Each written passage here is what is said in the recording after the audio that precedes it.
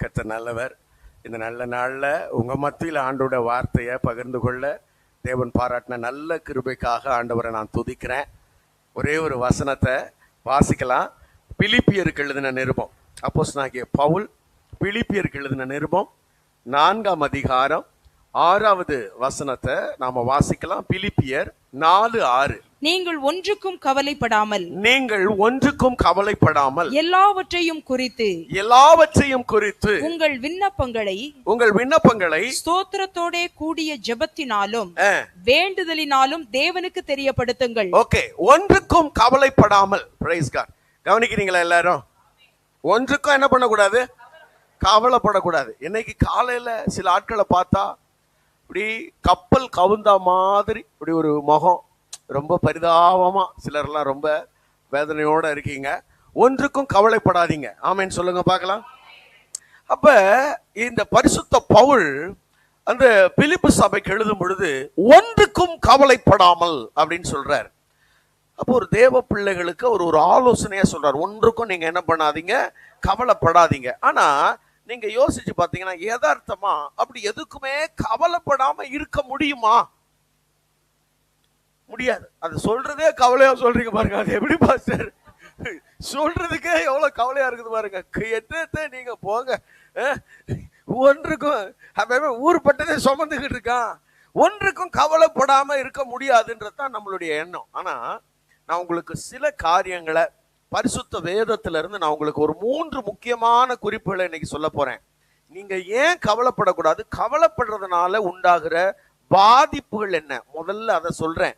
நீங்க அதுக்கப்புறம் யோசிச்சு முடிவு பண்ணுங்க கவலைப்படலாமா வேண்டாமான்னு. அதுக்கு அடுத்தது மனுஷன் எதுக்கு ரொம்ப பிரதானமா கவலைப்படுறான் அப்படின்ற சில காரியங்களை உங்களுக்கு வரிசைப்படுத்தி காண்பிக்கிறேன். பிறகு கவலையை மேற்கொள்றதுக்கான வழி. இந்த 3 வேகமா இன்னைக்கு சொல்லிட்டு நான் உங்களை ஜெபித்து அனுப்ப விரும்புகிறேன். Praise God. ஆமென். அல்லேலூயா. முதல்ல கவலையினால் உண்டாகிற தீங்குகள் என்ன, எதுக்காக நாம கவலைப்படக்கூடாதுன்னு வேதம் சொல்லுது. நாம ஒருத்தரை பார்த்து ஒருத்தர் என்ன நினைச்சுக்கிறோம்னா, அவங்களுக்கு எந்த கஷ்டமும் இருக்காது, இவங்களுக்கு எந்த கஷ்டமும் இருக்காது, இவங்க ரொம்ப நல்லா இருக்காங்க நாம நினைச்சுக்கிறோம். நமக்குத்தான் பெரிய கவலைன்னு. ஆனா எல்லாருக்குமே கவலைகள் இருக்குது. அப்படி கவலைப்படக்கூடாது. ஏன் கவலைப்படக்கூடாது? 2 விஷயங்களை நாம வாசிக்கலாம் வேதத்துல. நீதிமொழிகளின் புஸ்தகம், வேகமா நீதிமொழிகள் 12ஆம் அதிகாரம் 25வது வசனத்தை நாம வாசிக்கும் பொழுது, மனுஷனுடைய இருதயத்தில் உள்ள கவலை அதை ஒடுக்கும். நல்லா கவனிங்க, கவலை இருதயத்தை ஒடுக்கும். உங்க இருதயத்தை கவலை ஒடுக்கிவிடும். நல்லா கவனிங்க, ஒடுங்கின ஆவி. நல்லா கவனிங்க, ஒரு ஆவி ஒடுங்கிருச்சுன்னா, உங்க இருதயம் முறிந்து போச்சுன்னா, முறிந்த ஆவிக்கு முன்பாக நிற்கத்தக்கவன் யார்? புரியுதா? யாருமே என்ன பண்ண முடியாது, நிமிர்த்தவே முடியாது. அப்ப உங்க ஆவி ஒடுங்கிருச்சுன்னா, உங்க இருதயம் சலிச்சு போச்சுன்னு வச்சுக்கோங்களேன். அப்ப அது எப்படி ஆகும்னா, ஒரு உங்களுக்குள்ள எவ்விதமான மகிழ்ச்சியும் இல்லாம சந்தோஷமும் இல்லாம நீங்க வாழ்க்கை எப்படி ஆயிரும் தெரியுமா? அத நம்ம தமிழ்ல எப்படி சொல்லுவாங்க, நடபணமா திரியிறேன் பிரதர்னுவாங்க. தெரியுமா உங்களுக்கு? வாழ்க்கையில நம்ம சிரிப்போம், ஆனா உள்ளான மகிழ்ச்சி இருக்காது. உள்ள இருதயத்துல இருந்து அந்த சந்தோஷம் வராது. பாக்குறவங்க கிட்ட எல்லாம் சிரிப்போம் பாருங்க, ஆனா சிரிப்பு எங்க இருந்து வரல? உள்ளத்துல இருந்து வரல. ஏன்னா உங்க ஆவி ஒடுக்கப்பட்டிருக்கிறது, உங்க ஆவி முறிந்து போய் இருக்கிறது. அப்ப அந்த ஆவி முறிஞ்சிருச்சுன்னா சில நேரத்துல எப்பயும் தனியா இருக்கிறதுக்கு தான் பிடிக்கும், எப்பயும் அழுதுகிட்டே இருக்கிறதுக்கு பிடிக்கும். நீங்க பாருங்களேன், யாக்கோபின் இடத்துல யோசேப்பு மரிச்சிட்டான்னு சொல்ற அந்த செய்தியை சொன்ன மாத்திரத்துல யாக்கோபு அழுதுகிட்டே இருக்கிறாரு. அநேகர் ஆறுதல் சொல்லியும் அவன் ஆறுதலுக்கு இடம் கொடாமல், எப்படி ஆறுதலுக்கு இடம் கொடாமல், யார் என்ன ஆறுதல் படுத்தினாலும் சரி, என்ன ஆலோசனை சொன்னாலும் அது எதையுமே கேட்கறதுக்கு மனதை செலுத்தாம அவன் எப்பயுமே நான் அழுதுகிட்டே தான் இருப்பேன், நான் சாகிற வரைக்கும் இப்படித்தான் அழுவேன்றான். சாகிற வரைக்கும் இப்படி சோகமாவே இருந்து நான் என்ன பண்ண போறேன், செத்து போறேன் அப்படின்றான். கவனிங்க, அண்ணாளை நீங்க பாத்தீங்கன்னா, அண்ணாளை அவளை வியாகுலப்படுத்துறாங்க, விசனப்படுத்துறாங்க. அவ எப்பயும் அழுதுகிட்டு இருக்கிறா. எந்த நல்ல நாளும் அவங்க வீட்டுல கண்ணீர் இல்லாம போகாது. எந்த நல்ல நாளும் கண்ணீர் இல்லாம போகாது. புருஷன் வந்து பேசுறாரு, ஆறுதல் சொல்றாரு, அவளால அதை ஏற்றுக்கொள்ளவே முடியல. ஏன்னா உள்ள ஆவி முறிந்து போயிருக்கிறது.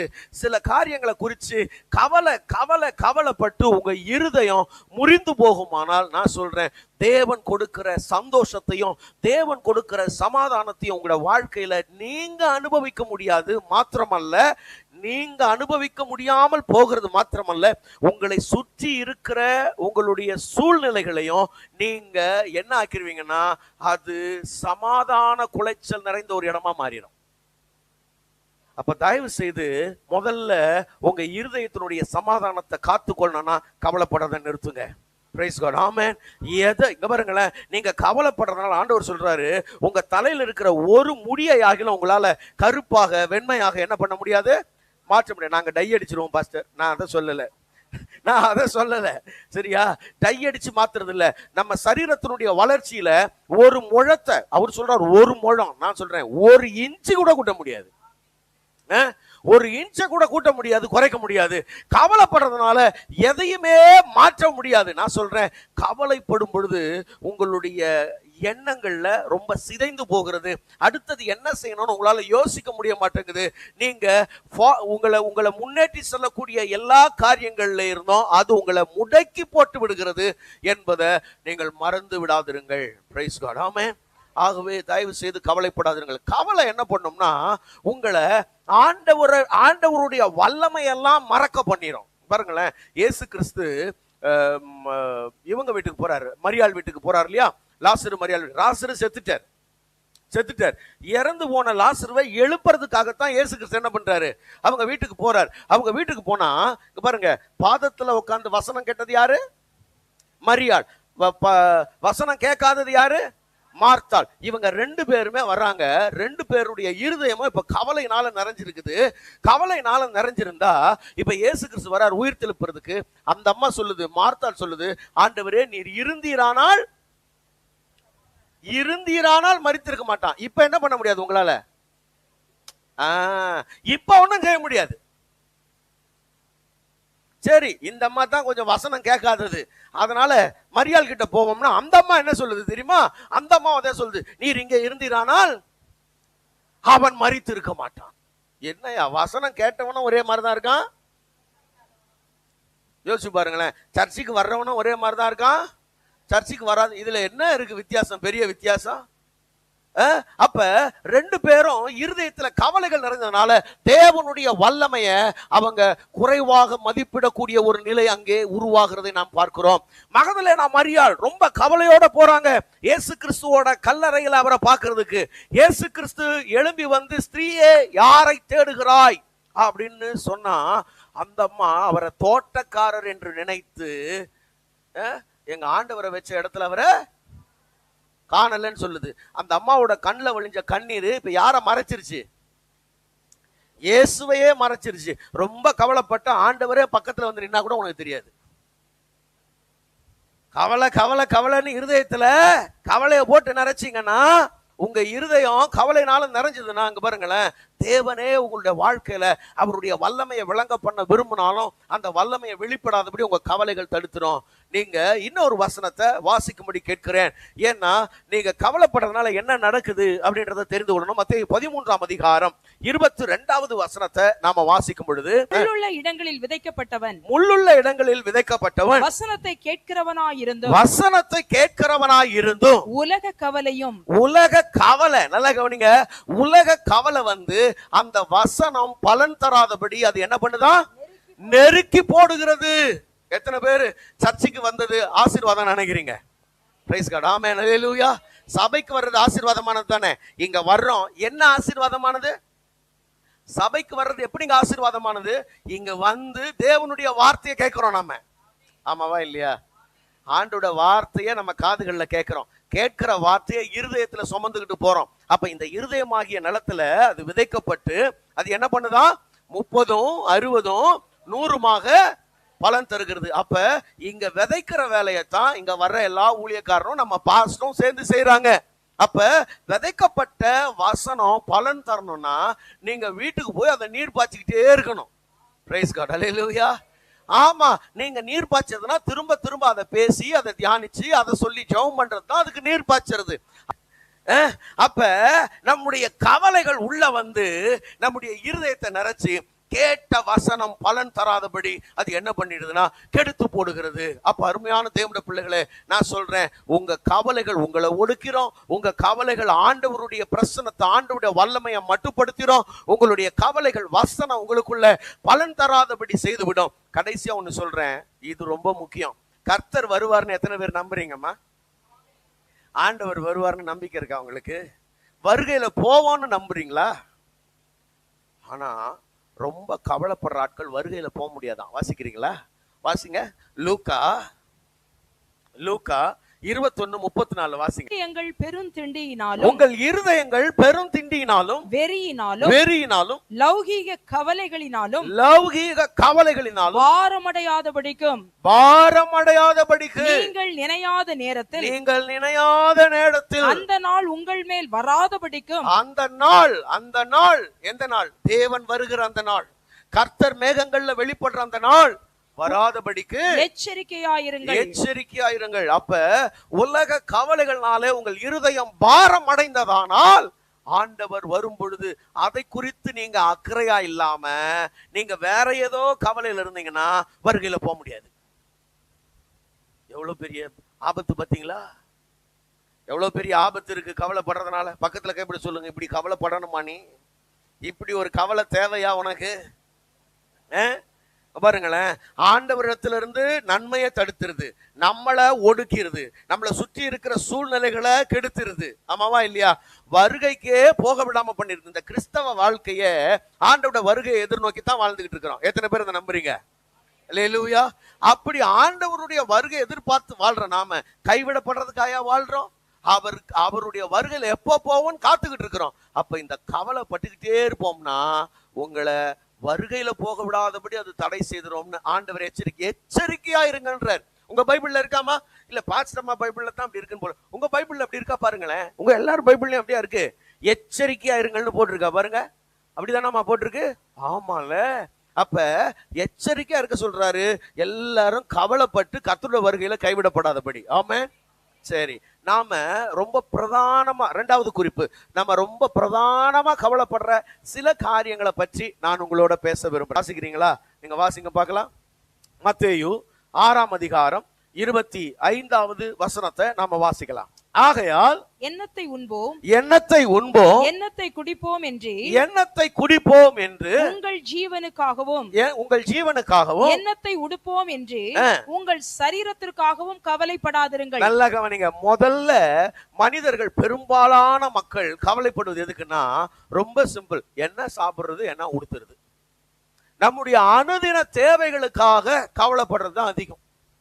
அனுதின தேவைகள் பாருங்க. இப்ப இந்த எக்ஸாம்லாம் முடிஞ்சதுன்னா சில ஆட்கள் பார்த்தீங்கன்னா உடனே என்ன யோசிப்பாங்க தெரியுமா?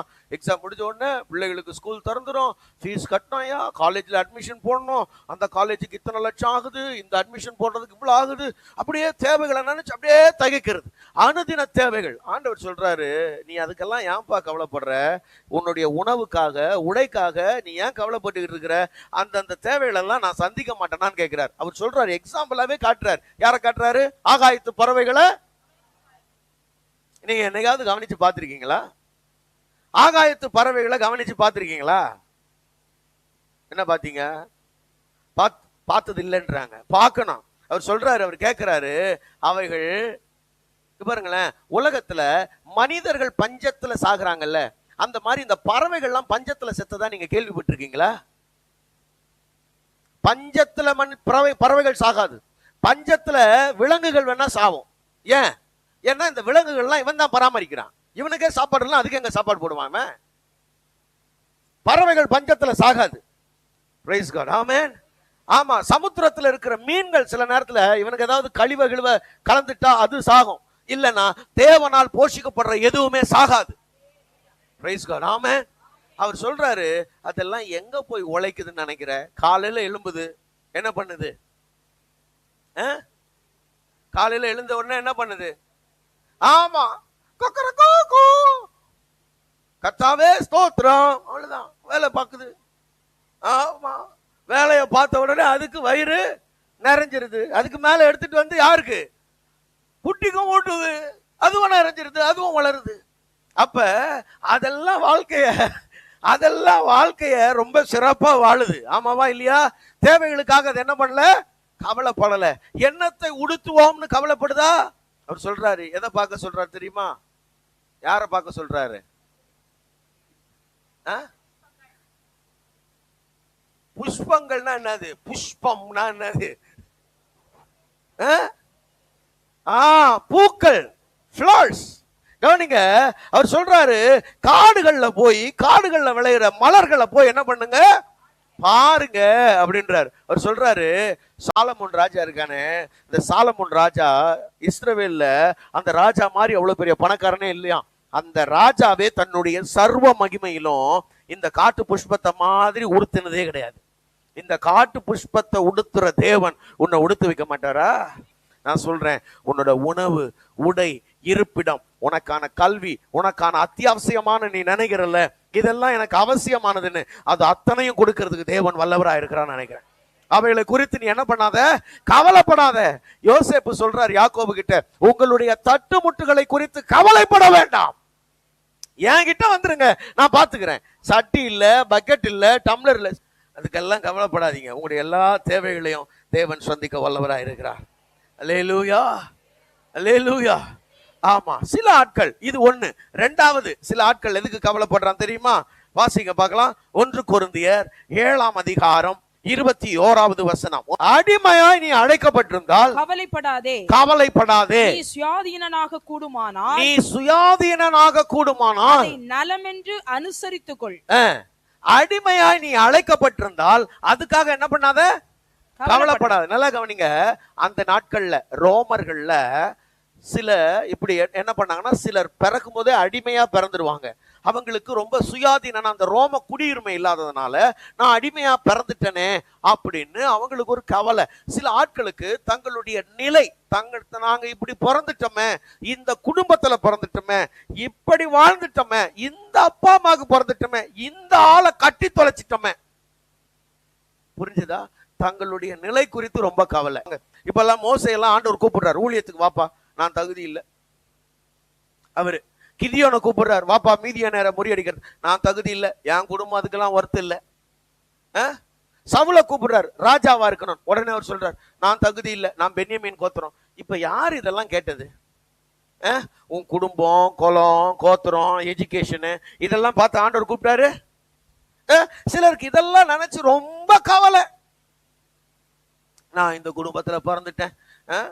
சில நேரத்தில் இந்த வாலிப பிள்ளைகளுக்கு அப்படி வளரும் போது தோணும், நாம மட்டும் அவங்க வீட்டுல பிறந்திருந்தா, நமக்கு மட்டும் அப்படி ஒரு அப்பா அம்மா இருந்திருந்தா. ஏப்பா, உனக்கு யாரு அப்பா அம்மாவா இருக்கணும்னு அவருக்கு தெரியும்.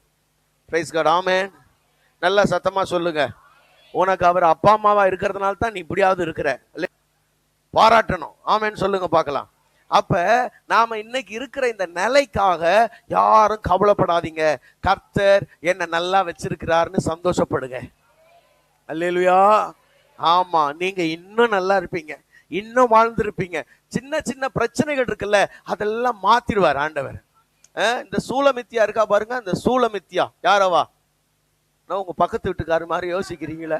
உன்னத பாட்டுல அவ சொல்றான், நான் கருப்பா இருக்கிறேன் என்று பாராதேயுங்கள். அந்த அம்மாவுக்கு எதுல கவலை பார்த்தீங்களா? அப்ப இருக்கிற நிலைக்காக கவலைப்படாதீங்க. இது 2. நம்பர் 3, மூணாவது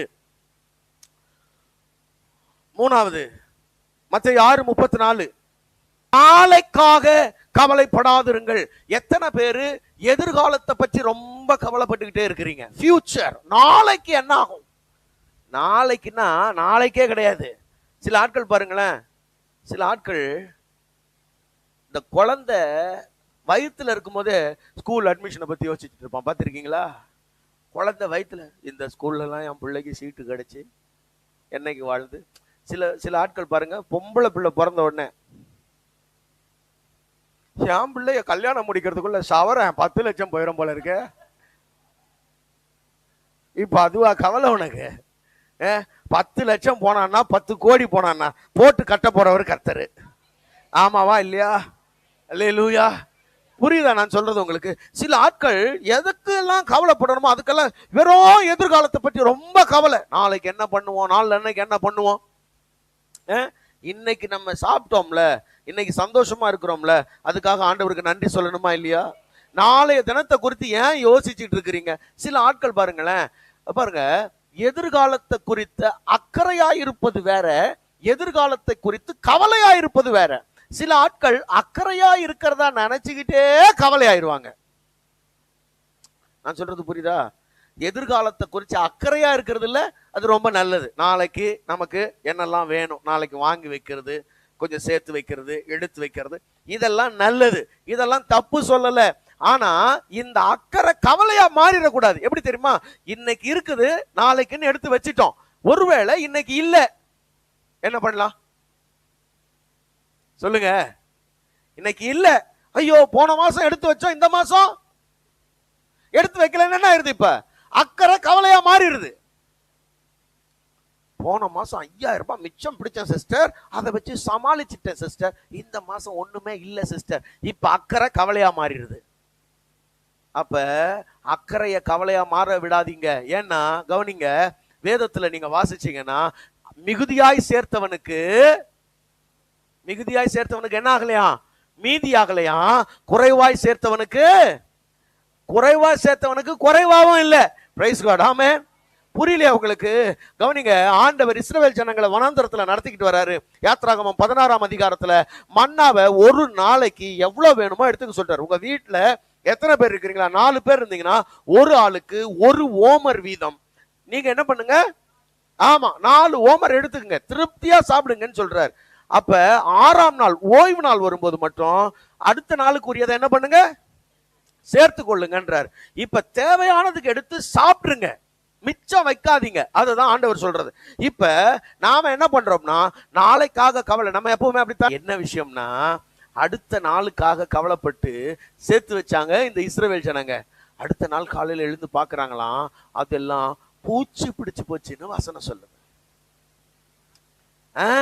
அப்ப கவனிங்க, சில ஆட்கள் கம்மியா எடுத்துட்டாங்க. 4 ஓமர் எடுக்கணும்ல, 4 ஆளுக்கு ஒரு 3 ஓமர் தான் எடுத்தாங்க. சாப்பிடுறாங்க, வந்துகிட்டே இருக்குது, எல்லாரும் திருப்தியா சாப்பிடுற அளவுக்கு வருது. அப்ப நாளைக்காக சில ஆட்கள் பதட்டப்பட்டு சேர்த்தாங்கல்ல, அவங்களுக்கு மிச்சானது பூச்சி பிடிச்சிருச்சு. எடுக்காம விட்டாங்கல்ல கவனக்குறைவா, அவங்களும் திருப்தியா சாப்பிட்டாங்க. அப்ப எல்லாரையும் திருப்தி ஆக்குகிறவர் கர்த்தர். அல்லேலூயா. கர்த்தரை தேடுறவங்களுக்கு ஒரு நன்மையும் குறைவுபடாது. நீ ஏன் நாளை தினத்தை குறிச்சு ஏமா கவலைப்படுற? எப்பயும் கவலையா?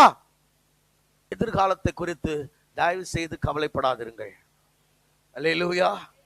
பக்கத்துல கைப்பிடி சொல்லுங்க, ரொம்ப எதிர்காலத்தை பத்தி கவலைப்படுறியா? இன்னும் கொஞ்சம் காலத்தை எப்படி போக்குவேன்னு தெரியலன்னு யோசிக்கிறியா? அதை பற்றி எல்லாம் ரொம்ப என்ன பண்ணாதீங்க, கவலைப்படாதிருங்கள். ரைட். அடுத்தது சிலருக்கு 1 சாமுவேல் 9ஆம் அதிகாரம் 5வது வசனம். என்னும் நாட்டிற்கு வந்தபோது சரி, சவுல் தன்னோடு இருந்த வேலைக்காரனை நோக்கி, என் தகப்பன் கழுதைகளின் மேலுள்ள கவலையை விட்டு நமக்காக கவலைப்படாதபடிக்கு. நமக்காக கவலை யாரு? இப்ப கீசு சவுலுக்காக கவலைப்படுவார்ன்ற ஒரு நிலை வருது. நல்லா கவனிங்க, பிள்ளைகளுக்காக கவலைப்படுதல், பிள்ளைகளை குறிச்ச கவலை. சில ஆட்களுக்கு எப்பயும் பிள்ளைகளை பற்றி கவலை இருந்துகிட்டே இருக்குது. நான் ஒண்ணு சொல்லட்டுமா? நீங்களும் நானும் ஆராதிக்கிற தெய்வம் இருக்கார்ல, 1000 தலைமுறைக்கு இரக்கம் செய்யறவரா. எத்தனை பேர் அதை விசுவாசிக்கிறீங்க? 1000 தலைமுறைக்கு இரக்கம் செய்யறவர். நான் சொல்றேன், நம்ம காலம் ரொம்ப சொற்பமானது. ஆண்டவர் தயவு வச்சாருன்னா ஒரு 80, 90, ஒரு 100 வரைக்கும் போட்டுமே.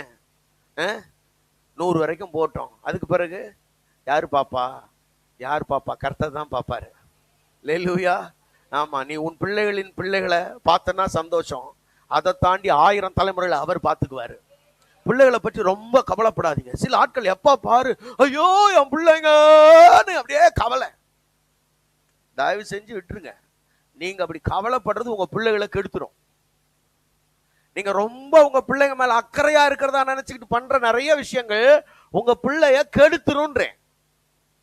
ஜாக்கிரதை. இந்த பிள்ளைங்க வயிற்றுக்குள்ள இருக்கும் போதே ஒரு அம்மாவுக்கு கவலை. யாருக்கு? ரெபேக்காலுக்கு. இந்த 2 பேரும் வயிற்றுக்குள்ள என்ன பண்றான்? ரெஸ்லிங் போட்டுக்கிறான், உள்ள பாக்ஸர்ஸா இருந்திருக்கிறான். உள்ள வயிற்றுல இருக்கும் போதே அந்த அம்மா கவலை, இப்படி வயிற்றுக்குள்ளேயே அடிச்சுக்கிறானுங்களே ஒருத்தருக்கு ஒருத்தர். இவனுங்களா வளர்ந்தா எப்படி ஒன்னா இருப்பானுங்களா? நிறைய பெற்றோருக்கு பாருங்களேன், 2-3 பிள்ளைங்களை பெத்துட்டாங்கன்னா, நான் போனதுக்கு அப்புறமாச்சும் நீங்களாம் ஒன்னா இருங்கடா. ஏன் நான் இருக்கும்போது ஒன்னா இருக்க கூடாதா? ஒன்னா இருக்க விடாம பண்ணதே நீ தானே. இவனுக்கு முன்னாடி அவனை தூக்கி வச்சு, அவனுக்கு முன்னாடி இவனை தூக்கி வச்சு, இப்படி பேசி பேசி ரெண்டையும் பிரிச்சு விட்டுட்ட. இப்போ நான் போனதுக்கு அப்புறமாவது ஒன்னா நீ போ, அவனுக்கு ஒன்னா இருப்பானுங்க. ஓத்திரம். நான் சொல்றது புரியுதாம்மா உங்களுக்கு? நம்ம பிள்ளைகளை பேசும்போது சும்மா எக்ஸாம்பிள், சின்னவன் முன்னாடி பெரியவனை மட்டம் தட்டுறது, இல்லைன்னா பெரியவன் முன்னாடி சின்னவனை மட்டம் தட்டுறது, ஒருத்தரை உயர்த்தி ஒருத்தரை தாழ்த்தி பேசி பேசியே இவனுக்குள்ள சின்ன சின்னதா ஒரு பகையை நாம தானே உருவாக்கி விட்டுறோம். இல்லைன்னா அவங்க அந்யோன்யமா தானே இருப்பாங்க. நமக்கு தெரியல, இது தெரியாமலே பண்ணிடுறது. என் காலத்துக்கு பிறகு என் பிள்ளைகளெல்லாம் யாரு பார்த்துவா? சித்தப்பா வீட்டுக்கு மட்டும் போயிடாதீங்கப்பா, மோசமானவனுங்க அவனுங்க. உங்க அத்தைக்காரி வீட்டு வாசப்படியை மெதிச்சிடாத, ஆண்டவரை நம்பு. எப்போ இதெல்லாம் இப்போ போதனை, இப்பயே நாளைக்கா சாவ போற. அப்ப அந்த பிள்ளை இப்பதான் வளர்ந்துகிட்டு இருக்கு, அவனுக்கு 15 வயசு தான் ஆயிருக்கும். இப்ப அதுக்குள்ள நாளைக்கு எனக்கு ஏதாவது ஒண்ணுன்னா அவனுங்க வீட்டு வாசப்படியே மிதிச்சிடாத, இப்பயே பகைய வளர்க்கறது. அவன் இப்பதான் வளர்ந்து வர்றான். சித்தப்பா சித்தி பெரியப்பா மாமி அண்ணன் தம்பி எல்லாரோட அந்யோன்யமா இருக்கணும்ல. இப்ப போடுறது இன்ஜெக்ஷனை ஸ்ட்ராங்கா. அவன் போயிடாத, மோசமானவனு என்ன எப்படி எல்லாம் கொடுமைப்படுத்திருக்காங்க தெரியுமா? உன்னை கொடுமைப்படுத்தினாங்கன்றத இப்ப பிள்ளை கிட்ட சொல்லணும். பிள்ளைகளுக்காக கவலைப்படாதீர்கள். ஆமென். ஆமா, ஆகார் பாருங்க, ஆகார் வனாந்தரத்துல பிள்ளை அழுகிறத பார்த்து என் பிள்ளை சாகிறதை நான் பார்க்க மாட்டேன். அந்த அம்மாக்கு இப்பதான் அக்கறை வருது, பிள்ளை மேல ரொம்ப அக்கறை. பிள்ளை மேல அக்கறை இருந்தா நீ என்ன பண்ணிருக்கணும்? அங்க அடங்கி இருக்கணும்ல. நீ அடங்கி இருந்தா பிள்ளை அடங்கி இருந்திருப்பான்ல. உன் வாய் கரெக்டா இருந்தா அவன் வாய் கரெக்டா இருந்திருக்கும்ல. ஆமாவா இல்லையா? ஏன் அந்த வீட்டை விட்டு துரத்தப்பட வேண்டிய நிலைமை வருது? வாய். பக்கத்துல கைப்பிடி சொல்லுங்க, ரொம்ப பிள்ளைகளுக்காக கவலைப்படாதீங்க, ரொம்ப கவலைப்படாதீங்க. Praise God. ஆமென். ஒன்னே ஒன்னு சொல்றேன், இந்த தேவன் என்றென்றும் உள்ள சதா காலங்களிலும் நம்முடைய தேவன். அவர் முடிவு பரியந்தம் நடத்துவார். ஆமென். அல்லேலூயா. ஆமா, நான் சொல்றேன், ஆண்டவர் சங்கீதக்காரன் சொல்ற மாதிரி, நான் இளைஞனா இருந்தேன், முதிர் வயதுமானேன், நீதிமான் கைவிடப்பட்டதையும் அவனுடைய சந்ததி அப்பத்துக்கு இறந்து திரிந்ததையும் நான் பார்த்ததே இல்லை. ஆமென் சொல்லுங்க. நீங்க நீதிமான்கள், உங்களுடைய பிள்ளைகள் ஒரு நாளும் கைவிடப்பட மாட்டாங்க. உங்க பிள்ளைகள் வாழ்ந்திருப்பாங்க. உங்க பிள்ளைகள் தேசத்தில் உயர்ந்த இடத்துல இருப்பாங்க. கர்த்தருடைய கரத்துல அலங்காரமான கிரீடமா இருப்பாங்க. தேவன் உங்க பிள்ளைகளை மகிமைப்படுத்துவார். அவங்களுக்காக கவலைப்படுறதை நிறுத்திடுங்க. ஆனா ஜெபம் பண்ணுங்க, அவங்களுக்காக என்ன பண்ணுங்க? ஜெபம். அவங்க ரட்சிக்கப்படணும், பிள்ளைகள்லாம் ரட்சிக்கப்படணும். நம்ம நல்லா படிக்க வச்சுட்டோம், நம்ம நல்ல உணவு கொடுத்தோம், நம்ம நல்லா உடை கொடுத்தோம், நல்ல வேலைக்கு போயிட்டாங்க. பெற்றோர்கள் சில இடத்துல நல்ல திருமணம் செஞ்சு வச்சோம். ஆனா பிள்ளைகளுக்கு ரட்சிப்பு வேணும், இந்த கர்த்தர் தான் கொடுக்க முடியும். இது எல்லாம் இருந்து அவனுக்கு ரட்சிப்பு இல்லைன்னா அவன் ஒரு தோற்று போன மனிதன். இதெல்லாம் இருக்குங்க, ஆனா எது இல்ல? ரட்சிப்பு இல்லைன்னா அவன் ஒரு தோற்று போன மனிதன். இந்த ரட்சிப்பு வந்துருச்சு, இதெல்லாம் இல்லைன்னா இந்த ரட்சிப்பு இது எல்லாத்தையும் அவனுக்கு கொடுக்கும். அல்லேலூயா. ரட்சிப்பு சகல நன்மைகளை கொடுக்கும். பூமிக்குரிய, ஆவிக்குரிய, மறுமைக்குரிய எல்லா நன்மைகளையும் இது கொண்டு வந்து கொடுக்கும். அப்போ ஒரு பெற்றோரா நாம நம்ம பிள்ளைகளுக்காக ஜெபிப்போம், பாரத்தோட ஜெபிப்போம், கண்ணீரோட ஜெபிப்போம். ஆனா கவலைப்பட வேண்டாம். ஆண்டவர் சொன்னாரு, நீ எனக்காக அழாத, உன் பிள்ளைகளுக்காக அழு. உன் பிள்ளைகளுக்காக கவலைப்படாத, ஜெபம் பண்ணு. கவலைப்படாம ஜெபம் பண்ணு. Praise God. ஆமென். ஆமா, அப்ப நீங்க உங்க பிள்ளைகளுக்காக கவலைப்படாதீங்க. அடுத்தது பாருங்க, அடுத்தது வேகமா. சில ஆட்களுக்கு லூக்கா 10:40 பற்பல வேலைகளை செய்வதில் மிகவும் வருத்தமடைந்து, பற்பல வேலைகளை செய்வதில் மிகவும் வருத்தமடைந்து அவரிடத்தில் வந்து ஆண்டவரே நான் தனியே வேலை செய்யும்படி நல்லா கவனிச்சீங்களா? நான் தனியே வேலை செய்யும்படி என் சகோதரி என்னை விட்டு வந்திருக்கிறதை குறித்து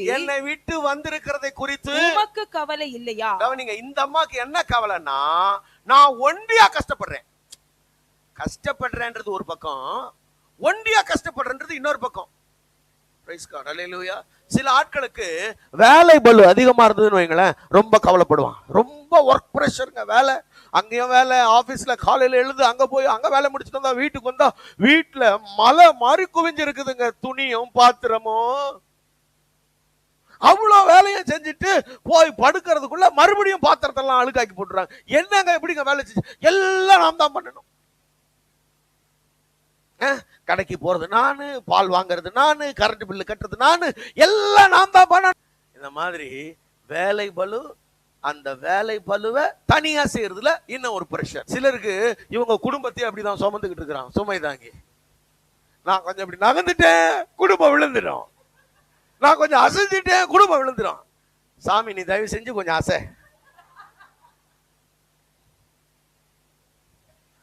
புரியுதா? உன் குடும்பம் உன் மேல இல்ல, கர்த்தர் மேல இருக்குது. அந்த எண்ணத்துக்கு நீ வா முதல்லன்றேன். நான் சுமக்கிறேன்னு நினைக்கிறது தான் உனக்கு பெயின். நான் சுமக்கல, அவர் சுமக்கிறாருன்ற எண்ணத்துக்கு வா. புரியுதா உங்களுக்கு நான் சொல்றது? இப்ப அப்படி இந்த எண்ணத்துக்கு வர முடியலன்னு வைங்க, இன்னும் வேற மாதிரி சொல்றேன். நீ சுமக்கிறதுக்கு உனக்கு பலன் தர்றாரு. இன்னும் கூடுதலா 2 மூட்டையை தூக்கி வச்சாலும் சுமப்ப, அதுக்கும் பலன் தருவாரு. இப்படியாவது புரிஞ்சுக்கோ. ஒன்னு அப்படி புரிஞ்சுக்கோ, இல்ல இப்படி புரிஞ்சுக்கோ. ஆமென். நான் சொல்றது புரியுதா உங்களுக்கு? அப்ப வாழ்க்கையில வேலைகள்லாம் இருக்குதுன்னா பாருங்களேன், கடவுள் நமக்கு கை காலெல்லாம் எல்லாம் நல்லா கொடுத்துருக்காருல்ல, நல்லா வேலை செய்யறதுக்கு தாங்க, நல்லா உழைக்கிறதுக்கு தான். இருக்கிற வரைக்கும் நம்மளை சுற்றி இருக்கிறவங்களுக்காக அன்பா வேலை செய்யணும். வேலை செய்யும் போதே எரிச்சலோடு, சில ஆட்களுக்கு வேலை செஞ்சாங்கனாலே டென்ஷன் ஆயிடுவாங்க. பீச்சுக்கு போலாமா? போலாம். வீடெல்லாம் யாரை கட்டலாமா? இன்னைக்கு ஒரு நாள் தான் லீவு, இன்னைக்கு எல்லாம் யாரை கட்டினவா? இன்னைக்கு ஒரு நாள் வெளியே போய் சாப்பிடணும்.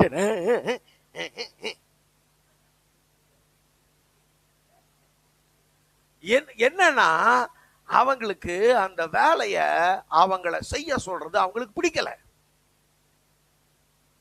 நம்ம வேலை நாம தான் செய்யணும்ல, அதனால வருத்தப்படக்கூடாது. இங்க பாருங்க, ஒரு கட்டத்துல அந்த அம்மாக்கு என்ன பேசுறோன்னே தெரியல, ரொம்ப பிரஷர் அதிகமா. என்ன சொல்றது தெரியுமா? நான் கவலைப்படுறேனே, யாருக்கு கவலை இல்லையான்னு கேக்குது. அவர் ஏன் கவலைப்பட சொல்ற? அந்த அம்மா இந்த உலகத்திலேயே அவரு தான் கவலை இல்லாம இருக்கிறாரு. கடவுளையா கவலைப்பட சொல்றது? எனக்காக நீ வந்து கவலைப்படுறியா? யாருக்கும் என்ன பத்தி கவலையே இல்லை. உன்னை பத்தி நீ கவலைப்படுறதே தப்பு. உன்னை பத்தி இன்னொருத்தர் வேற கவலைப்படணும்னு நினைக்கிற, அது எவ்வளவு பெரிய தப்பு. அல்லேலூயா. நிறைய சகோதரி இந்த மாதிரி சகோதரர்கள்லாம் யோசிக்க மாட்டான். அப்படி சகோதரர் ரொம்ப ரேர், 1-2 பேர் தான். அவன் இங்க பாருங்க, அவன் ஒரு தனி உலகத்துல வாழ்வான். யாரை பத்தி அவனுக்கும் கவலை இல்ல, அவனை பத்தி யாருக்கும் கவலை இல்ல. அது ஒரு தனி உலகம். ஆனா இந்த சகோதரிகள் மட்டும்தான், நம்மளை பத்தி யாருக்காவது அக்கறை இருக்கா? நான் சாப்பிட்டியான்னு கேட்டீங்களா? நான் சாப்பிட்டியான்னு ஒரு மெசேஜ் போட்டியா நீ பாவி? இதுக்கெல்லாம் அம்மா அதுக்குள்ள ரொம்ப கவலைப்பட்டுக்கிறது. தயவு செஞ்சு இந்த வேலையினால நீங்க ஒண்டியா உங்களுடைய குடும்ப பாரத்தை சுமக்கிறதுனால உண்டாகிற கவலைகள்ல இருந்து கர்த்தர் உங்களுக்கு விடுதலை தருவாராக. அல்லேலூயா. அடுத்தது, இது ரொம்ப முக்கியமானது, குறிப்பாக சகோதரிகளுக்கு நான் சொல்றேன். வாசிங்க 1 கொரிந்தியர் 7ஆம் அதிகாரம் 34வது வசனம். மனைவியானவளுக்கும் கன்னிகைக்கும் வித்தியாசம் உண்டு. மனைவியானவளுக்கும் கன்னிகைக்கும் வித்தியாசம் உண்டு. விவாகம் இல்லாதவள் சரீரத்திலும் ஆத்துமாவிலும் பரிசுத்தமா இருக்கும்படி கர்த்தருக்குரியவைகளுக்காக கவலைப்படுகிறாள். நல்ல கவனிங்க, அவள் கர்த்தருக்குரியவைகளுக்காக கவலைப்படுகிறாள். விவாகம் பண்ணினவள் தன் புருஷனுக்கு எப்படி பிரியமா இருக்கலாம் என்று உலகத்திற்குரியவைகளுக்காக கவலைப்படுகிறாள். கல்யாணம் ஆயிடுச்சுன்னான்றது வந்து அங்க போட்டிருக்குது, அதனால அப்படி சொல்றேன். சில ஆட்களுக்கு எப்பயும் யாரையும் அப்படி பிரியப்படுத்திக்கிட்டே இருக்கணும். அப்படி எப்படி பிரியப்படுத்தலான்னு கவலை. நல்லா கவனிங்க. முத கவலை, ஒரு இன்னைக்கு வீட்டில் என்ன ஸ்பெஷல் லாரன்ஸ், இன்னைக்கு குலோப் ஜாமுன் செய்து வீட்டுக்காரை அசத்தணும் அப்படின்னு மனைவி என்ன பண்றாங்க? குலோப் ஜாமுன் செய்யறாங்க. அது எப்படி வந்துருது? உருண்டை உடைஞ்சிருச்சு. உடைஞ்ச குலோப் ஜாமுன்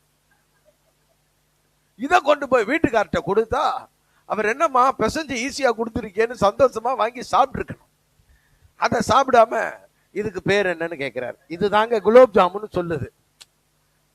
அவரு என் வாழ்நாள்ல குலோப் ஜாமுன் இந்த வடிவத்துல இருக்குன்றத இப்பதான் நான் பாக்குறேன்னு சொன்னா அதுக்கும் கவலை. எங்க வீட்டுக்காருக்கு பிடிக்கல போல நான் செஞ்ச குலோப் ஜாமுன். முதல்ல எப்படி பிரியமா இருக்கலாம்னு கவலை, இப்ப நான் செஞ்ச குலோப் ஜாமுன் அவர் என்ன விட்டு பிரிச்சிருமோன்னு கவலை. நல்லா கவனிங்க. சகோதரிமார் எல்லாம் நல்லா கவனிக்கணும், ஆண்களும் கூட தான் கவனிக்கணும். லைஃப்ல யாரையாவது ஒருத்தரை ப்ளீஸ் பண்ணி அப்படி பிரியப்படுத்தணுன்றே வாழ்ற வாழ்க்கை இருக்குல்ல, தயவு செய்து அதுல இருந்து வெளியே வந்துருங்க. அப்படி பிரியப்படுத்தி வாழ முயற்சி பண்ணி அதில் நாம் தோற்று போகும்போது என்ன ஆகும்னா அது ஒரு கவலையாயிரும். நாம காட்டுற அன்பை அவங்க புரிஞ்சுக்கவே மாட்டாங்க அப்படின்னு நினைக்கும் போது உங்களுக்கு அது கவலை ஆயிரும். அன்பை பாருங்க, சில நேரத்துல சகோதரர்கள் ரெண்டு பேருக்குமே இது பொதுவான ஒரு விஷயம். சகோதரர்கள் சொல்லுவாங்க, நான் அன்பா தான் நடந்துக்கிறேன் பாஸ்டர், அவளுக்கு அது புரியவே மாட்டேங்குது. இவரு அந்த சைட்ல இருந்து அவங்க என்ன தெரியுமா சொல்றாங்க, அன்பாவா அவர்கிட்டயா கடுகளவு கூட எதிர்பார்க்க முடியாதுயா, அந்த மனுஷனுக்கு அப்படின்னா என்னன்னே தெரியாது. இப்ப அவர் அன்பு காட்டுறன்றாரு, இந்த அம்மா காட்டவே இல்லைன்றாங்க. என்ன பிரச்சனை? இப்போ என்ன பிரச்சனை சொல்லுங்க, உங்களுக்கு புரியலையா? அவரு காட்டுறன்றாரு, இந்த அம்மா காட்டவே இல்லைன்னு. என்ன எங்க பிரச்சனை?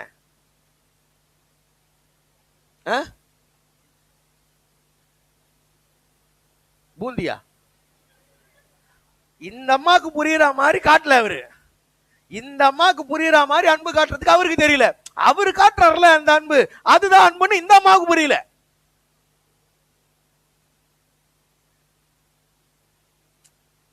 புரியலையா உங்களுக்கு? எங்க பாருங்க, அவர் கோபமா திட்டிட்டு போவார். திட்டிட்டு போன உடனே அடுத்த ஒரு மணி நேரத்துல இல்லைன்னா கொஞ்ச நேரத்துல வந்து சரியாயிடுவார். சீக்கிரம் ரெடி ஆயிடு போயிடலாம் நாம. இந்த அம்மா நான் வரல. இப்ப அவர் வந்து என்ன செய்ய விரும்புறாருன்னா சமாதானப்படுத்த விரும்புறாரு. கோபத்தை அவர் மாத்திக்கிட்டாராம். நான் உன்னை மன்னிச்சிட்டேன், போயிரு, இதோட இந்த கோபத்தை விட்டுட்டு சமாதானம் ஆயிடுவோன்ட்டு தான் வராரு. நான் வரல அப்படின்னு இருந்தீங்கன்னா உனக்கு இதை விட கோபமான அவர் இன்னும் கொஞ்சம் அடுத்த லெவலுக்கு போவாரு. அப்ப அவர் அன்பு காட்டுற, இப்படித்தான் அவருக்கு அன்பு காட்ட தெரியும். எப்படி புரியுதா உங்களுக்கு? அப்புறம் அந்த கோபமாவே சொல்ற, கிளம்பு போலாம்னா போலாம், என்ன சொல்ற அப்படின்றாரு பாருங்க. அந்த தோரணம் தான் அவர் காட்டுற அன்பு. சில வீடுகள்ல நீங்க நினைக்கிறீங்கல்ல, மானே தேனே பொன்மானே காலையில நான் உன்னை திட்டேம்மா, நீ என்ன மன்னிச்சிடுமா ப்ளீஸ், சாரி. நம்ம இதெல்லாம் நடக்காது அங்க. நீங்க வந்து சாமி, நீங்க புளிய மரத்துல பலாப்பழம்லாம் பார்க்க கூடாது, அது புளிய மரம், புளியம்பழம் தான் கிடைக்கும்.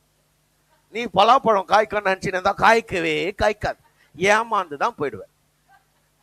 இப்படி ஏமாந்து போய் ரொம்ப பேர் உட்காந்து நிக்கிறீங்க. அது மாதிரி அம்மா எல்லாம் எவ்வளவு கண்ணத்துல எவ்வளவு ஏமாற்றம் சோத்திரம்.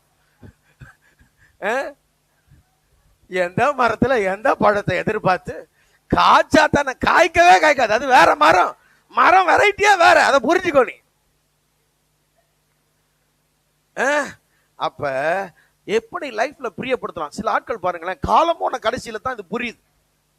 சில ஒரு சிலர்லாம் பாருங்க 40-50 வயசு ஆகும்போது வாழ்க்கையில யாருமே நம்ப கூடாதுப்பா. எப்ப புரிஞ்சுது பாரு? அது 25 வயசுல புரிஞ்சிருக்கணும். அது 25 வயசுல அப்படியே ஏங்குறது. அவங்க நம்ம மேல அன்பா இருப்பாங்க, இவங்க நம்ம மேல அன்பா இருப்பாங்க. கட்டின புருஷன் புருஷன் கொஞ்ச நாள் இந்த புருஷன்ல தான் வண்டியை ஓடும். கொஞ்ச நாள் அப்பா அம்மா அண்ணன் தம்பி அதெல்லாம் கொஞ்ச நாள். அதுக்கப்புறம் ரொம்ப நாள் இந்த புருஷன் ஓடும். அப்புறம் இதுவும் இல்லையா, அப்புறம் பிள்ளைங்க, அது ஒரு 20 வருஷம் ஓடும்.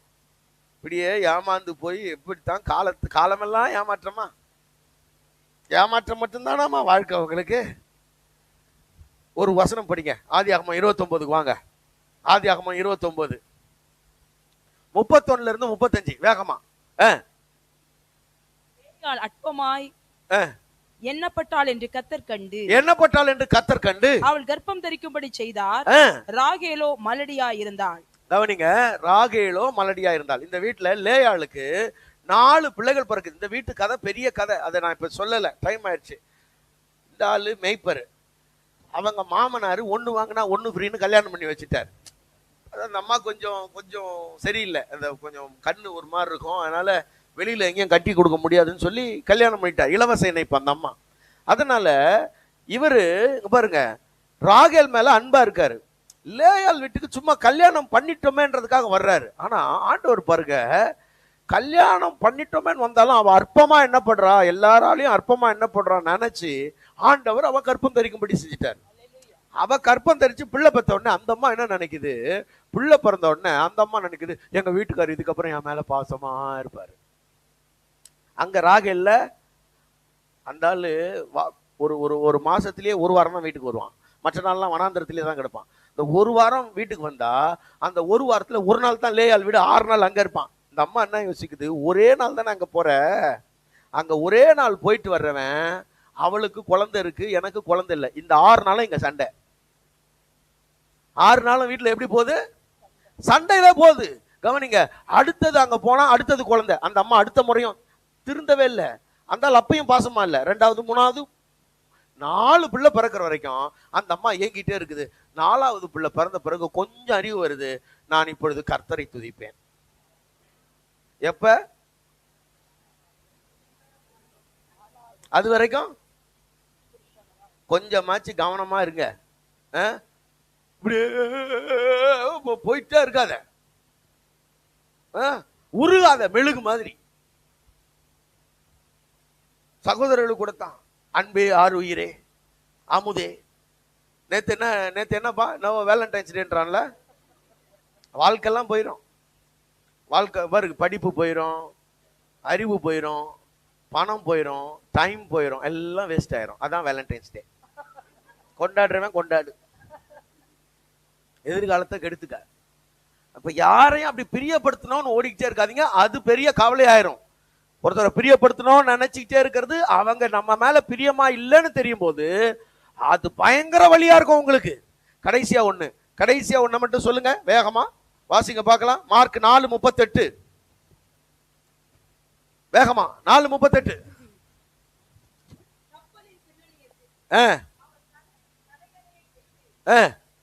நித்திரையாயிருந்தார். அவர்கள் அவரை எழுப்பி போதகரே, நாங்கள் மடிந்து போகிறது உமக்கு கவலை இல்லையா என்றார்கள். எத்தனையாவதுமா? 7வது. கரெக்டா நோட்ஸ் எடுக்கிறாருப்பா. 7வது கவனிங்க. 7வது கவலை என்ன? மரணத்தை பற்றிய கவலை. செத்து போயிட்டோம்னா என்ன பண்றது? புதைக்கிறது. நம்ம செத்து போனா புதைக்கத்தான் செய்வோம், நமக்கு எரிக்கிற பழக்கம் கிடையாது. சில ஆட்களுக்கு பாருங்க, ஏதாவது ஒரு சின்னதா ஒரு பலவீனம் வந்த உடனே ஐயோ போயிட்டானே, போ என்ன இப்ப இருந்து இப்ப என்ன பண்ண? ஏற்கனவே இருந்தியே, என்ன பண்ண? இன்னமும் ஒரு கொஞ்ச நாள் இருந்து இப்ப என்னதான் பண்ணிட போற? ஒன்னும் இருக்கிறது எல்லாம் இருக்கும். பூமி எதுவும் மாற, சுத்தி 2-3 பிரிட்ஜ் கட்டுவானுங்க அடுத்த ஆட்சியில. புரியுதாப்பா? இருக்கிற பில்டிங்லாம் இடிச்சிட்டு கட்டுவான். எல்லாருக்கும் கொஞ்சம் கல்யாணம் ஆகும், கொஞ்சம் பேர் குழந்தை பிறக்கும். இவ்வளவுதான் நடக்கும், வேற ஒன்னும் புதுசா நடத்துறது. நம்ம வந்தோமா, வேலை முடிஞ்சு போய் சேரு. ஒரே கவலை, மரணத்தை ஐயோ போயிட்டோம்னா என்ன பண்றது? எல்லாரும் போய்தான் ஆகணும். வந்ததே எதுக்கு தான்? தப்பா எந்த புரிதல்பா, என்ன புரிதல்? வந்ததே போறதுக்கு தான். அப்புறம் போயிட்டோம்னா போ.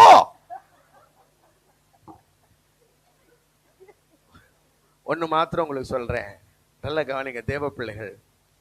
உங்க தலையில இருக்கிற முடியெல்லாம் கர்த்தர் எண்ணி இருக்கிறார். அவர் அனுமதி இல்லாம நம்ம தலையில இருக்கிற ஒரு முடி கூட கீழே விழாதாமா. அவர் குறிச்சிருக்கிற அந்த நாளுக்கு முன்னாடி, ஒரு நிமிஷத்துக்கு முன்னாடி கூட நம்ம ஜீவனை எவனும் எடுக்க முடியாது. எந்த வியாதி, பலவீனம், எந்த போராட்டம் எதுவும் எடுக்காது. என் ஜீவன் கர்த்தர் கரத்துல இருக்குது. எத்தனை பேர் நம்புறீங்க? உங்க ஜீவன் கர்த்தர் கரத்துல இருக்குது.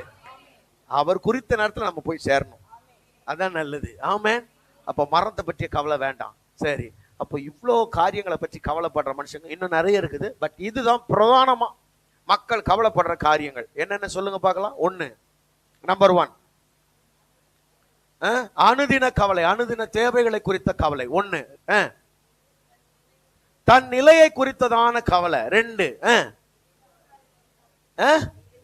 எதிர்காலத்தை பற்றிய கவலை. 3 பிள்ளைகளுக்கான கவலை. 4 வேலை பளு, அதை தனியா சமாளிக்கிறன்ற கவலை. 5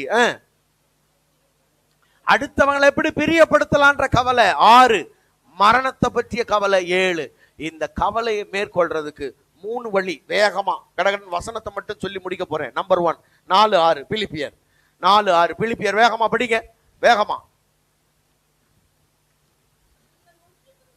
நீங்கள் ஒன்றுக்கும் கவலைப்படாமல், கவனிங்க, ஒன்றுக்கும் கவலைப்படாமல் எல்லாவற்றையும் குறித்து. அப்படின்னா உங்க பிரச்சனை எதுவா வேணா இருக்கட்டும், எல்லாவற்றையும் குறித்து. நல்லா கவனிங்க. எப்பெல்லாம் மனசு பாரமா இருக்கோ, எப்பெல்லாம் இருதயம் சோர்வடைதோ, ஒண்ணு பண்ணுங்க, தேவ சமூகத்துக்கு போயிருங்க. அல்லேலூயா. உங்க வீட்டுல ஜெபிக்கிறதுக்கான சூழ்நிலை இருந்தா ஜெபம் பண்ணுங்க. இல்லைன்னா சபைக்கு வாங்க, பாஸ்டர் கிட்ட பர்மிஷன், ஐயா நான் கொஞ்ச நேரம் ஜெபம் பண்றேன், சபையில வந்து முட்டி போயிட்டு ஜெபம் பண்ணுங்க. தேவனுடைய சமூகத்துல அண்ணாள் அழுதுட்டு போனா அதுக்கு பிறகு அவ துக்கமுகமா இருக்கவில்லைன்னு வசனம் சொல்லு. அல்லேலூயா. ஜெபமும் தேவ சமூகம் தான் உன் கவலையை மாற்றும். நான் சொல்றேன், உன் ஜெபம், உன் இருதயத்தை ஊத்தி ஜெபம் பண்ணு. ஆண்டு அந்த வசனம் சொல்லுது, அப்பொழுது எல்லா புத்திக்கும் மேலான தேவ சமாதானம். அதை எக்ஸ்பிளைன் பண்ண எனக்கு டைம் இல்லை, கவனிங்க. எல்லாம் தெரியவே தெரியாது. இந்த கவலை எப்படி மாறுச்சு, இருதயத்துல சமாதானம் எப்படி வந்துச்சு தெரியாது. கர்த்தர் அதை செய்வார். அப்ப ஜெபம், நல்லா கவனிங்க, ஜெபம். நம்பர் டூ வாசிங்க. 1 பேதுரு 5:7. 1 பேதுரு 5:7. அவர் உங்களை விசாரிக்கிறவர் ஆனபடி. யாருங்க அவர்? யாரு சொல்லுங்க? அவர் யாரு? விசாரிக்கிறவர். சொல்லுங்க, விசாரிக்கிறவர். விசாரிக்கிறவர். எத்தனை பேர் அதை நம்புறீங்க? சில நேரத்துல நம்ம ஆட்கள் என்ன நினைப்பாங்க தெரியுமா, சர்ச்சில் உங்களை விசாரிச்சாங்களா? நான் சொல்றேன், எந்த சர்ச்சிலையும் விசாரிக்கிறது நல்லது. ஆனா சில நேரங்கள்ல உங்களை சபையில இருக்கிறவங்க விசாரிக்கலன்னா கவலைப்படாதீங்க, சரியா? உங்களை பரலோக தகப்பன் விசாரிக்கிறதுக்கு கரிசனை உள்ளவரா இருக்கிறார். 10 பேர் இருக்கும்போது ஈஸியா விசாரிக்கலாம். 10 100 ஆகும் பொழுது விசாரிக்கிறதுக்கு கொஞ்சம் தாமதமாயிரும். ஆமாவா இல்லையா? கொஞ்சம் மறந்துடுவோம், கொஞ்சம் விடுபட்டுரும். அதனால வருத்தப்பட்டு கூடாது. எங்க பாஸ்டர் எங்களை கேட்கல, எங்க சிஸ்டர் எங்களை கேட்கல, எங்க சர்ச்சில் இருந்து யாராவது ஒருத்தர் எங்களை கேட்டாங்க. இதெல்லாம் கேட்கணும். ஒருவேளை கேட்கலன்னா கவலைப்படாதீங்க, உங்களை விசாரிக்கிறதுக்கு ஒருத்தர் இருக்கிறாரு. அவரை விசுவாசிங்க. என்ன விசாரிக்கிற ஒருத்தர் இருக்கிறாரு. என் கவலைகளை, என் பாரங்களை இறக்கி வைக்கிறதுக்கு ஒருத்தர் இருக்கிறாரு. ஆமென். அவர் மேல கவலை எல்லாம் வச்சிருங்க, அவர் மேல உங்க பாரத்தெல்லாம் வச்சிருங்க. நம்பர் 3, மூன்றாவது, அப்போஸ்தலர் 20:24. அப்போஸ்தலர் 20:24 வாசிங்க, முடிச்சிருவோம். அப்போஸ்தலர் 20:24 மட்டும் படிங்க. ஆகிலும் அவைகளில், நல்லா கவனிங்க, ஒன்றையும் குறித்து நான் கவலைப்படேன். ஏன் தெரியுமா? என்ன கர்த்தர் எதுக்காக ரட்சித்தார்னு தெரியும். ஆமென். நல்ல நல்ல நல்ல எல்லாரும் தெரியும். எல்லாரும் என்ன பாருங்க, என்ன கர்த்தர் எதுக்கு ரட்சித்தாரோ அதுக்காக இந்த வாழ்க்கையை வாழ்வேன். ஆமென். எனக்கான பந்தய பொருளை நான் அடையணும், எனக்கான பந்தய பொருளை நான் பெறணும், என் ஓட்டத்தை சந்தோஷமா முடியணும். என்னை ரட்சித்த ஒரு ஆண்டவருக்காக வாழ்ந்தீங்கன்னா இந்த பூமியில இருக்கிற மற்ற கவலைகள்லாம் போயிடும். ஆமென் சொல்ல மாட்டீங்களே? நான் சொன்னால இந்த கவலை எல்லாம் இதெல்லாம் காணாம போயிடுங்க. என்னை ரட்சித்த ஆண்டவருக்காக நான் வாழ்வேன். ஒரே ஒரு வாழ்க்கை, அது அவருக்காக வாழ்வேன்னு நீங்க வாழ்ந்தீங்கன்னா கர்த்தர் உங்களை ஆசீர்வதிப்பார். நான் உங்களுடைய கவலைகள் இல்லாத வாழ்வுக்காக நான் ஜெபிக்கிறேன். எல்லா கவலைகளையும் தேவ சமூகத்துல இறக்கி வச்சுட்டு சமாதானத்தோட சந்தோஷத்தோட இருங்க. கர்த்தர் உங்களை ஆசீர்வதிப்பார்.